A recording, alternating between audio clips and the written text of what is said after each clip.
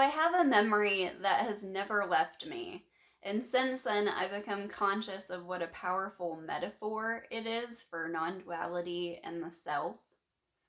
Me and my friend were exploring the town, and she is incredibly adventurous.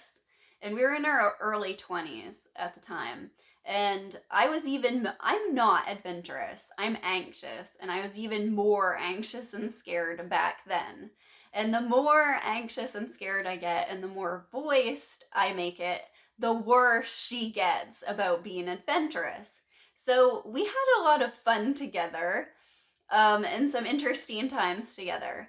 But it was already getting dark and it was the fall, so it was kind of like that creepy time of day. And we drove down this road that dead ends, and it gets more and more isolated. It's this incredibly long road. And so it gets more and more isolated as you go. And we drove all the way to the end of it. And shortly before the very end, we drove past this old abandoned, or we thought probably abandoned, massive old house. And it had a black door, but nothing really made sense. It didn't make sense why an abandoned house would have this pure black door.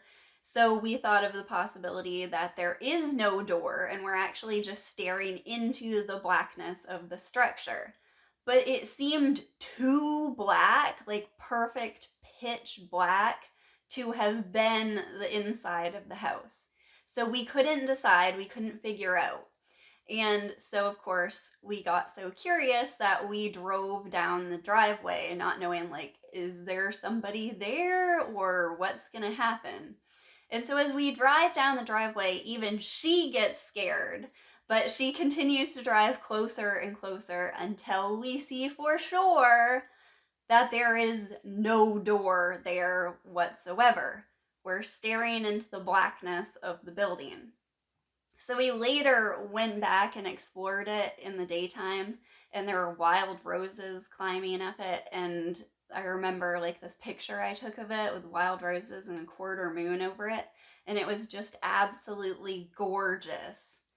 But it was completely fallen apart, so we didn't go in very much. But I realized that metaphor of there not being a door and the fear that's there, why that provoked such creative inspiration in me, why that one thing happened, was because it was this incredible pointer. So Jesus said, I am the door, and this got misinterpreted, and other spiritual teachers have pointed to I am. That I is the door, that is not there. And there's an incredible amount of fear attached to this because this is from what fear arises exactly. And so I've become obsessed with the Narcissus myth and how looking back at the self and looking back at yourself and it being selfishness, it seems to be selfishness from one aspect, but from another aspect, looking back at the self and seeing that it's not there, the self-inquiry is the way. What a sort of seeming paradox, but not that is. So I made the connection with that connection in the Narcissus myth with this painting, which I talked about in another one of my videos. And this is a painting I made when I was like 17 years old. It's like for art school, for art class, the last art class I had. So you can't see the whole thing on the camera. I'm sorry about that. But so I painted her. She is looking at herself. She is looking at a mirrored image of herself in a pool of water. But the pool reflects back to her perfect daylight in springtime. And in the background, I made it like beautiful, but at the same time, I have like all these monsters staring out at her. And this is the fear. This is like sort of the background that she's not looking at, but what she's looking at towards is the light. So again, another metaphor for the same thing. So fear and the self arise together. And we don't know we don't know. The fear is the unknown itself. And so the knower who needs to know is the one who creates a problem with the unknown. And I was kind of like going directly into my experience recently while I was running in the woods, and I realized I only know exactly where I am. Like in my head, I have some sort of trajectory of the path and maybe some certain obstacles or certain routes on it that are easy to trip over. But in my present experience, I have to be completely present. The faster I run on the trail, the more present I have to get to not trip. If I look ahead and I'm thinking ahead too much, then I'm losing, because I cannot know, my mind cannot know exactly what's arising, exactly where rock or where root is arising. It's happening so fast that I have to be completely present or I'm going to fall on my butt. And also, if you ever get the chance to jump on skis, to do jumps on skis, that's an incredible experience with being present, because if you do not like think or literally say or think the thought tips up, you will fall so hard and like tumble and fall. But anyway, so this is the problem with fear. We like project it out and we actually create the danger itself by not being right here right now. And we already unconsciously love our own fear. This is what Halloween is about. And this is something I shunned my entire life. I hated the entire autumn fall season. I hated like the trees losing their leaves and the death of it. I hated Halloween. I hated anything scary, anything like grotesque, anything like that. I did not find it funny. No horror movies, no nothing. But at the same time, like always within us, we love a good scary novel or a good scary story or anything. This is our entertainment. This is why it's entertaining, because we're watching a story where we can experience the charge of the fear, but there's no I in the story. As soon as it's really going to happen to us, that's where the fear arises. So it's co-created, it's codependent. We also make the assumption that fear is a certain emotion and we know what fear feels like. But if you really start to broaden your view of fear, is anxiety fear?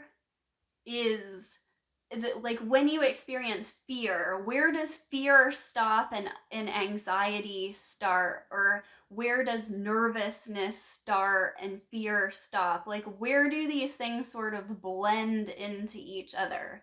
And you realize that every time an emotion arises, like even the mind's interpretation of the emotion itself is always completely unique. And when you can step back and get curious about that and see that for itself, it's really an incredible thing to experience or insight. So fear is like the really hideous, ugly wrapping paper to a gift that you really want. So if you go back in your life and in your experience, you'll find that there's something that you've been scared of pointed towards some intention to manifest love or to overcome something or to bring something beautiful into the world. So for example, when I was a kid, I was deathly afraid of fire. And my dad made fun of me because when I was 15, I came to him and I was like, you know what? I really want to learn glass art, and can you set me up a torch? And he's like, you were the kid who was terrified of 4th of July sparklers, and now you're asking me to set up a torch. And this art form, I was just so excited to try that my fear of fire didn't even enter in whatsoever. And that became my job and my art form, which gave me the money in order to buy my house and start my life and do all sorts of wonderful things. And this goes on. I can come up with so many examples of things that I was so afraid of that were later kind of healed or overcome with love in such a powerful, amazingly constructive way. It's such an interesting and beautiful thing. So one of the examples I had again was that when I first became pregnant with my son, I had this, it wasn't even a nightmare. So, one of the things that I don't know if it was hormonal changes or brain changes, which I've recently read studies on, that like motherhood really like permanently changes your brain. But it changes the way you sleep. So, all of a sudden, you become alert, so it's like that space between being awake and asleep goes away because you're waking up so much for the baby, and like any little sound will start to wake you up. And so I was already like this before, but then motherhood made that way more intense. So when I first became pregnant with my son, I had this, it wasn't even a dream, I wasn't even asleep, but it was this sort of night terror that just came in. And I had this light switch that was right beside my head where I slept. And it was a dimmer switch. And so you could find it in the night, it glowed. And so in my mind, like somehow, that light switch became this face of a man who was like menacing but laughing at the same time, like this sort of goblin man kind of vision thing.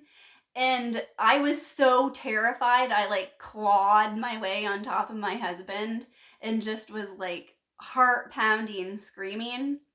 And like later, like looking at that dream and looking at the laughing off, like the fear, but the face of it was laughing at me, and the fact that it was the light switch that I like physically, like my brain projected that sort of vision onto the light switch, the light that was guiding me to the light switch, later brought to mind this incredible understanding that there is no source of darkness.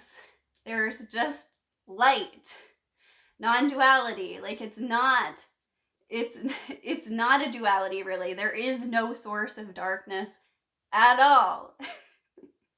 And that's really something to laugh about.